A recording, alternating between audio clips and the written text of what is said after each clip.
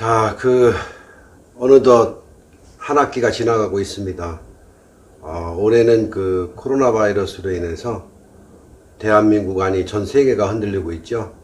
정말 안타깝고, 정말 힘든 한 해가 지나가고 있네요. 지금쯤 하얀 눈이 와서 우리 학생 여러분 또는 가족 모두가 뭔가 뜻깊게 크리스마스 준비를 해야 되는데, 매일 우리가 뉴스를 접하다 보니까 오로지 어느 지역에 몇 명이 코로나 걸렸는지, 또 바이오 시뮬러, 바이오로 인해서 코로나를 어떻게 치료할 수 있는지, 또 우리가 백신을 어떻게 구입할 수 있는지, 이런 뉴스가 저희를 아주 혼란하게 하고 있습니다. 자, 21세기에서 중요한 부분이 세상에 변화가 오고 있죠. 우리가 아무리 코로나 때문에 힘들어도 이 와중에 잘 되는 기업도 있고 또는 어려운 기업도 있습니다. 여러분 모두가 골프를 칠 겁니다.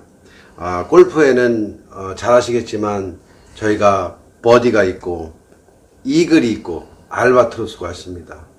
골프장에 가서 우리는 멋진 샷을 하지요. 모두가 원하는 게 버디입니다. 그래서 우리는 외치죠. 버디 찬스. 하지만 버디를 넣는다는 것은 정말 힘듭니다. 세상살이가 이렇게 힘들다는 거죠. 누구나 다 할 수 있는 버디 찬스를 우리는 입으로만 부르짖지 실제로 버디를 하는 확률이 드뭅니다. 자, 많은 기업이 새로운 아이디어를 만들고 또 많은 발명품이 나오고 또 내가 최고다 하는 주장을 내칩니다. 하지만 성공 확률은 1000분의 1로 봐야 됩니다. 기업인이, 발명가가 그 새로운 아이디어를 만들어서 세상에 멋지게 성공할 때는 1000분의 1로 봐야 됩니다. 방금 제가 말씀드렸지만 골프에서 우리는 입으로 주장하는 버디를 주장합니다. 하지만 버디를 넣는 확률이 1000분의 1보다 더 힘들다고 볼 수가 있습니다. 그런데 아주 재미난 거는 골프 용어가 우리 사업하는 것과 똑같습니다. 첫째는 내 마음대로 안 되죠. 자, 버디도 힘든데 이글은 어떻습니까? 이글은 5번의 홀컵에 넣어야 되는데 3번 만에 홀컵에 넣는 거죠. 자, 우리가 버디도 못했는데 이글을 넣는다? 글쎄요. 여러분이 앞으로 세상을 살아가면서 사업을 하든 아니면 여러분이 어떤 일을 하든 버디와 이글처럼 이렇게 세상이 힘듭니다.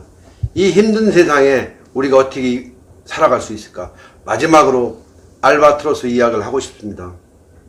알바트로스는 1922년도인가 영국과 미국에서 친선게임에 나온 얘기죠. 이긴 사람이 신비의 새, 우리 알바트로스를 내쳐보자. 여러분 알바트로스라는 얘기를 잘 들어봤을 겁니다. 알바트로스는 5번 홀컵에 넣을 거를 2번에 넣는 거죠. 알바트로스는 신화적인 새라고 합니다. 신화적인 새란 얘기는 없는 게 아니라 있죠. 세계에서 가장 큰 새입니다. 알바트로스의 장점이 있다면 알바트로스는 태어나자마자부터 구애를 합니다. 자기가 사랑을 찾기 위해서 구애를 합니다. 열심히 구애를 합니다. 그래서 사랑을 찾으면 그 사랑하는 새를 위해서 평생 사랑을 합니다.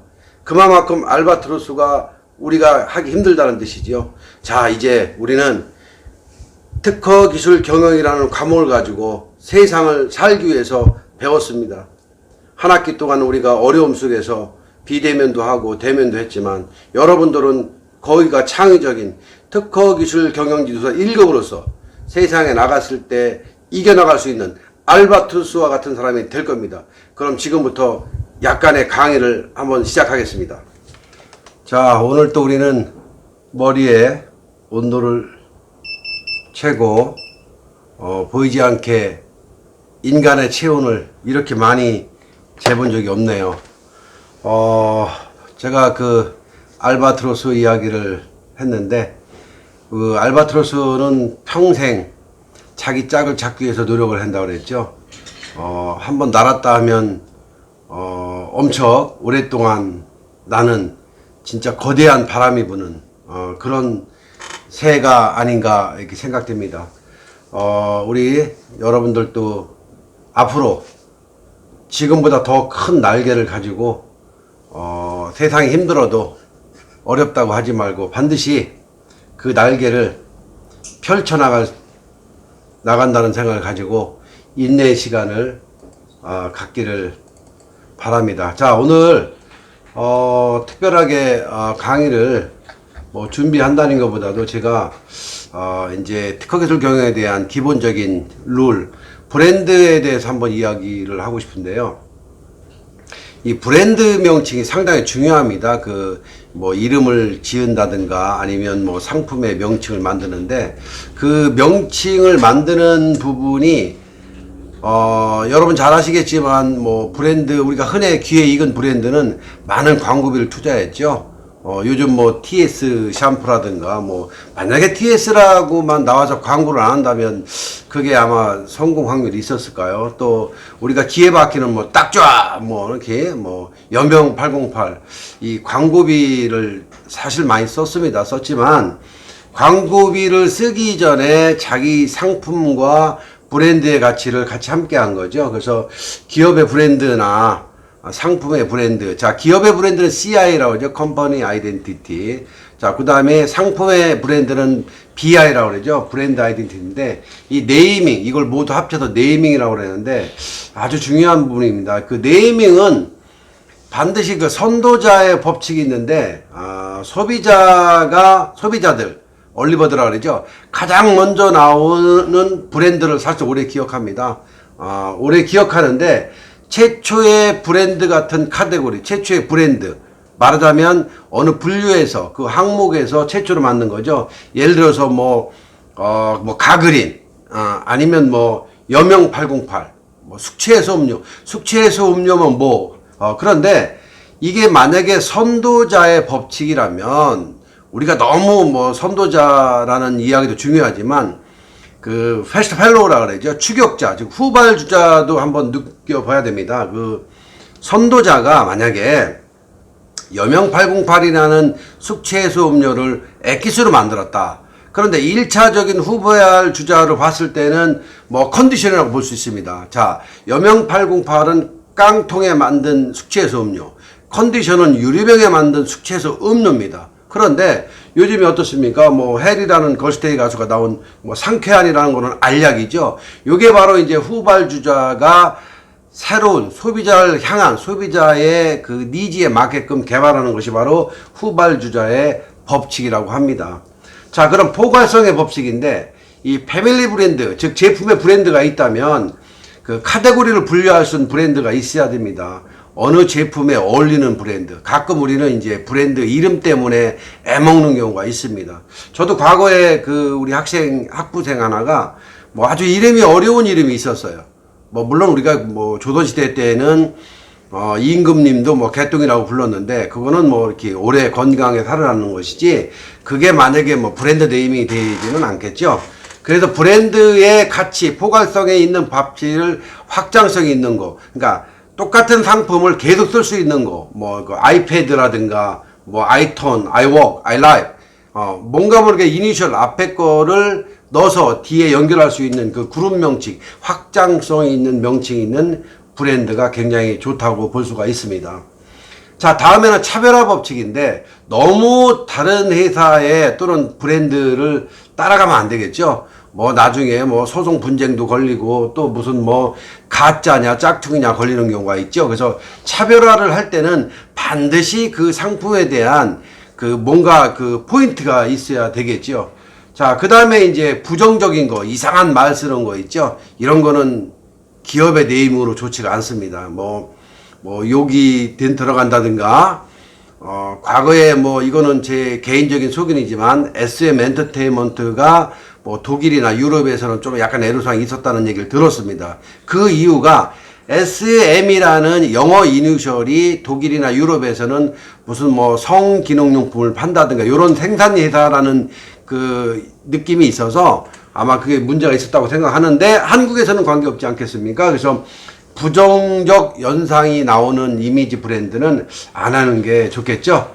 자, 가능하면 이제 네이밍을 만들 때는 단어 그대로 쓰는 게 좋습니다. 유명 브랜드 같은 경우는 단어 그대로 많이 썼죠. 예를 들어서 루비똥이다. 그 이름 그대로 썼죠. 우리도 하선정 액체 육젓이라든가 KYK 김명기 환원수 굉장히 많죠. 그래서 그 임팩트 주는 자기 이름을 가지고 사활을 걸 수 있는 브랜드가 어찌 보면은 뭐 소박하고 가업이든 오래 할 수 있는 브랜드다. 뭐 예를 들어서 뭐 사과, 뭐 애플, 뭐 또는 뭐 크라운, 우리 뭐 왕관 크라운, 또 뭐가 있나요? 뭐 여러 가지로 그래서 영어 이니셜이 됐든 뭐 우리 뭐 요즘에는 뭐 이 배달하는 데도 뭐 배달의 민족 아주 소박하지 않습니까? 그래서 그런 브랜드가 또 강하게 나가고 있죠. 또는 이제 더하기 브랜드라고 하죠. 기존에 있는 브랜드에다가 뭘 좀 넣는 거, 뭐 애플 파이 뭐 이런 식으로 뭐 토마토 뭐 저축은행 뭐 칼로리 뭐 바란스해서 두 개나 세 개를 합해서 영어라든가 뭐 이렇게 합해 놓는 것도 상당히 좋은 브랜드라고 할 수 있겠고요. 또 이제 빼기 브랜드라고 있죠. 무슨 뭐 우리가 발명만 더하기 빼기가 있는 게 아니라 브랜드 네이밍도 브랜드 빼기가 많이 있습니다. 본래 있는 그대로 있는 그 이름을 키워드를 꼬리를 자르는 거죠. 뭐 단어 하나가 필요하지 않다든가 아니면 뭐 압축시켜 가지고 요런 네이밍 아주 좋습니다. 뭐 머리를 잘라도 좋고 꼬리를 잘라도 좋고 예를 들어서 뭐 카카오톡이다 뭐 우리 카톡 그러죠. 뭐 디지털 카메라 뭐 디카 그러시고 뭐 수학 능력 시험 뭐 수능하고 뭔가 모르게 머리와 꼬리를 잘라도 이렇게 귀에 탁 들어오는 그런 네이밍이 아주 빼기 네이밍인데 아주 좋은 네이밍이라고 할 수 있습니다. 자, 이제 결합하는 네이밍도 있죠. 뭐 여러 브랜드를 만들어 가지고 그걸 조합하는 겁니다. 뭐 이렇게 뭐 제가 지금 강의 중 얘기했지만 브랜드 만드는 게 상당히 어려운데 뭐 페트롤 익스프레스 해가지고 뭐 페덱스 한다든가 뭐 아메리칸 익스프레스에서 아펙스 아멕스 뭐냐 코리아 캔두 해가지고 뭐 코란도 여러분 뭐 자동차 있죠. 뭐 고텍스타일 해가지고 고텍스 뭐 고라는 거는 사람이죠. 고 사람 텍스타일 고텍스 뭐 이렇게 만들었죠. 요게 이제 결합하기 네이밍입니다. 이제 생략하는 거죠. 뭐 이렇게 이름을 빼는 거예요. 영어 하나를 빼는 거, 뭐 브라이트 뭐 라이트 했다든가 무슨 뭐 넘겨짚는 거죠. 그래서 브랜드 이름 하나 빼는 거, 요것도 생략하는데 아주 상당히 좋은 거고요.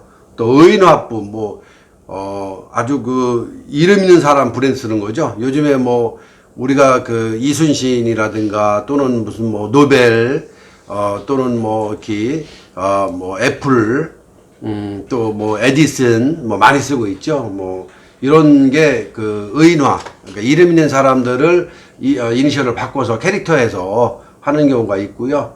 그 다음에 이제 그 이중 의미라는 게 있어요. 표기에 따라서 이제 마음대로 사용할 수 있는 거, 뭐 올리브영, 뭐 올라이브영, 뭐 FGS, 뭐 과거에 이제 중국 학생들이 한국에 와서 영어를 잘 모를 때 뭐 엔젤리너스를 엔젤리니스 하듯이 뭐 이렇게 이중 의미로 딱딱 끊어서 하는 네이밍이 있죠.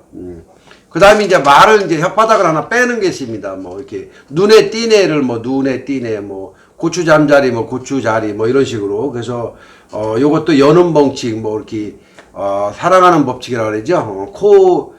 비음 법칙으로 하는 브랜드도 있고요. 또 이제 첫머리 글자라 해가지고 여러 단어를 조합해 가지고 첫 글자만 골라서 만드는 거죠. 예를 들어서 뭐 인터내셔널 비즈니스 뭐 메커닉이면 IBM, 뭐 켄터키 프라이드 치킨이면 KFC, 뭐 유나이티드 패스트롤 서비스에면은 뭐 UPS, 뭐 두산 타워에면 두타 뭐 이런 것도 있습니다. 그래서 브랜드 네이밍을 할 때는 가장 중요한 부분을 제가 몇 가지 얘기하면 첫째로는 이제 같은 제품으로서 경쟁 제품과 차별화가 될 수 있는가. 두 번째는 이제 제품의 기능을 잘 표현하고 있는가. 세 번째는 이제 타깃, 그 니즈 고객이 기호에 적합한가. 네 번째는 이제 이해하기가 굉장히 쉬운가. 뭐 어린아이는 뭐 어린아이 용품에 맞게 쉬운가. 또 다섯 번째는 뭐 들어도 자꾸 기억에 남는 좋은가. 또 여섯 번째는 뭐 외국어로서 너무 뭐 부정적인 의미가 있지 않은가. 일곱 번째는 이제 시각적으로 우리가 봤을 때 또 명확한지. 또 여덟 번째 기억하기가 쉬운지. 또 아홉 번째는 발음 우리가 스펠링이 좋은지. 또 굉장히 친근감이 있는지 그런 뭐 많이 있죠. 또 뭐 아름다운지. 또 제품과 톤 앤 매너가 잘 맞는지. 또 브랜드명으로서 도메인 특히 중요하죠. 도메인을 살 수 있는지. 또는 이제 검색하기가 참 좋은지 요거를 뭐 반드시 분명히 이렇게 봐야 됩니다. 그래서 우리가 여러 가지로 이제 지식재산권에 대해서 한 학기 동안 수업을 이렇게 해보고 있는데, 지식재산의 이제 영역은 상당히 앞으로 넓어집니다. 왜냐하면 이제 우리가 과거에 전투적인 땅 따먹기를 했다면, 지금은 뭐 기업마다 지식재산권, 특허라든가 이런 산업재산권 가지고 기업의 가치평가를 상당히 많이 한다고 제가 강의를 했죠. 그러다 보니까 중국과 일본에는 지식재산을 기업의 첫 번째 화두로 삼고 있습니다. 제가 얼마 전에 이제 어디 강의를 가서 이야기를 한 건데, 일본의 교토대학이라는 데가 있습니다. 교토대학은 뭐 우리나라 말하면 현재 우리 대학 정도로 서울, 도쿄에서 이제 한두 시간 정도 멀어진 대학인데, 이 지방대학이면서 노벨 문학상이 뭐 8분인가가 나왔죠. 그래서 제가 노벨 물리학상을 받은 거를 제가 왜 받을 수밖에 없었는지를 이제 이해가 됐는데, 거기는 이제 교수님들과 학생과 기업이 삼위일체가 돼서 어떤 프로젝트를 받으면 그게 연구기간이 뭐 1년, 2년, 3년 기한에 관계없이 종국의 기술 개발이 나오게끔 하고 있더라고요. 근데 저희 나라는 뭐 아직은 뭐 다 그렇진 않지만 뭐 1월이나 2월쯤 뭐 이렇게 랩의 기술 개발 공고가 나면 그걸 수주해서 그 해 12월에 결과 보고를 해야 되기 때문에 교수님들도 어려움이 있고, 또 은퇴를 해도 지속적으로 할 수가 없다 보니까 노벨 물리학상이 아직 없지 않았나. 하루빨리 우리도 이제 개선해야 된다는 생각이 드네요. 중국 같은 경우는 이제 대학 입시 제도에 지식재산 문제를 출제를 하고 있죠. 뭐 잘 아시겠지만 과교 흥국이라고 1960년대 문화대 혁명이 일어나면서 지식재산을 굉장히 부정했었어요. 그러다가 지금 어때요? 지식재산권 때문에 매일 미국한테 당하니까 뭐 이렇게 팔을 탁 걷어붙였죠. 지식재산권이 중요함을 알기 때문에 1970년대에 등소평이 개방정책을 하면서 과학교 흥국을 했었죠. 과학과 발명이 국가를 살릴 수 있다. 뭐 특허가 뭔지도 모르고 뭐 남의 거 쓰던 시대를 가지고 뭐 특허를 설계할 사람을 찾아내고, 또 일본에서 이 지식재산 연구한 사람을 스카우트 해오고 뭐 이렇게 시작을 한 거죠. 지금은 뭐 중국의 인민대학이라든가 북경대학에서 뭐 지식재산 교육센터가 생기고 또 특허 교육을 좀 하고 있고 이 정도입니다. 그래서 모든 중국의 문화산업이 과학기술 산업이 또는 무슨 뭐 지금 바이오 산업이 지식재산, 즉 특허라든가 산업재산과 연관되어 있는데, 그래도 아직까지는 뭐 전국에 중국에 한 200개 정도가 있는데, 그 200개 정도의 지식재산 센터가 움직이는데도 미국하고는 아직 상대를 못하고 있죠. 저도 과거에 이제 한국의 특허정보원과 함께 중국의 지식재산 센터를 한번 가본 적이 있는데, 그때 당시에는 뭐 이렇게 서류 종료만 하는 정도였는데, 지금은 상상을 초월할 기업을 지원하고 대학을 지원하는 그런 지식센터가 성장했다는 소리를 제가 들었고요. 그 다음에 이제 뭐 잘 아시겠지만 일본은 어떻습니까? 일본은 뭐 드라마라든가 이런 방송도 다 지식재산 대중화를 선도했죠. 뭐 어떤 드라마를 어서 뭐 남의 거를 뭐 카피하거나 이렇게 되면은 벌써 이렇게 딱 걸리는 장치라든가, 2002년도에 이제 고이즈미 총리가 지식재산 입국을 선언했죠. 그래서 특허법이라든가 뭐 특허 소송제도라든가 뭐 전문 인재, 뭐 이렇게 지식재산 전공한 사람을 기업에 파견시켜서 뭐 다방면으로 기업을 이룰 수 있는, 그러다 보니까 어떻습니까? 지금 뭐 말은 안 해도 그렇지 일본의 그 기술은 세계 제일이라고 할 수 있겠죠. 뭐 지금 저희가 코로나 때문에 일본과 대등하게 움직이고 있지만 일본의 지식재산 수준은 뭐 세계 최고라고 할 수 있습니다. 뭐 아마 지금 잠수를 하고 있는 것 같은데, 그 이유가 지금 미국과 중국과 일본의 지식재산이 왜 이렇게 했나 했더니, 중국의 아까 제가 과교 흥국이라고 했습니다. 산짜이 문화라고 했는데, 그 문화에서 초등학교, 중학교, 고등학교, 대학교 할 거 없이 선도적인 지식재산을 가리키고 있습니다. 또 일본은 어떻습니까? 일본은 아예 그냥 뭐 발명 강국이죠. 발명 천국이다 보니까 그만큼 기초교육이 튼튼하기 때문에 노벨상이 나오는 거죠.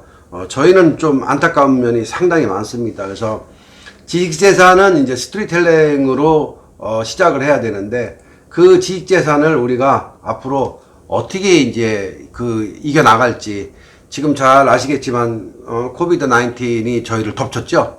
뭐 물론 우리만 덮친 건 아니고 전 세계가 지금 공황장애 일어나고 있는데 이때 우리가 일어날 수 있는 게 뭐가 있는지 여러분들은 잘 이해해야 됩니다. 자, 나는 왜 이 공부를 해야 되는가? 나는 왜 이 대학원에 와서 이 전공을 해야 되는가? 한 번쯤은 생각해 봐야 되겠고요. 또 여러분 반드시 사업을 한 번은 해봐야 됩니다. 앞으로 10년, 20년 후 여러분의 위치가 어떻게 될지 아무도 모릅니다. 또 하나는 여러분들이 사이에 어떤 무엇을 기여해야 될지, 내가 기여할 수 있는 게 뭐가 있는지 한번 생각해 볼 문제가 있습니다. 또 아까 제가 알바트로스 얘기했지만, 여러분이 소중히 생각하는 것, 꼭 무슨 뭐 사랑하는 아내라든가 이게 아니라 소중히 생각할 수 있는 게 과연 무엇인가, 이것도 한번 기억해 봐야 되겠고, 또 여러분들은 매일매일 여러분들의 비전을 한번 생각해 봐야 됩니다. 4차 산업이 우리한테 다가오면서 남성과 여성의 기능 인력이 차이가 납니다. 사실은 이 차이 나는 게 무의미해졌어요. 왜 무의미해졌냐면 다 기계화되고 AI라든가 이런 어떻게 보면은 전문지를 움직이는 기계화되어 있기 때문에 소프트웨어화되어 있기 때문에 남녀의 능력 차이는 무의미해졌죠. 어찌 보면은 불확실한 시대에 여러분들이 확실한 선택은 성공적인 지식재산 정도 한두 개 정도 가지고 있고 이거를 통해서 새로운 기업을 창조하거나 또는 경영을 한다면 반드시 행복은 여러분들 것일 줄 믿습니다. 인공지능이 인간을 닮아간다면 로봇은 인간처럼 행동하는 겁니다. 여러분들은 인공지능과 같은 그보다 뛰어난 그런 21세기의 기업인이 돼야 되니까 이 강의가 끝나더라도 지식재산에 대한 관심을 좀 가지시고 특허 경영 지도자로서 자꾸 끊임없이 인터넷도 뒤져보시고 또 제가 필요하면 강의도 들어보시고 그런 계속적인 그 학습 효과가 있어야 어디 가서 이렇게 내보일 수가 있겠죠. 또 여러분들 믿습니다. 희망을 믿습니다. 특허는 여러분들이 앞으로 개발 대상도 많고 또 개발할 것도 많고 이미 개발되어 있는 거를 이노베이션 바꿀 경우도 많습니다. 또 특허가 있어야 시장 진입이 가장 빠릅니다. 여러분들이 사업을 할 때 특허가 있다면 든든하게 사업을 할 수 있다는 것을 믿으시기 바랍니다. 그리고 조직 관리 잘 하시고 제가 늘 얘기했습니다. 창업을 할 때는 세 가지가 있어야 된다. 뉴 하드 스킬과 또는 여러분들 뉴 하드 스킬이 돼야 됩니다. 참고하시고 오늘 강의를 가볍게 마치겠습니다. 자, 감사합니다. 건강 주의하십시오.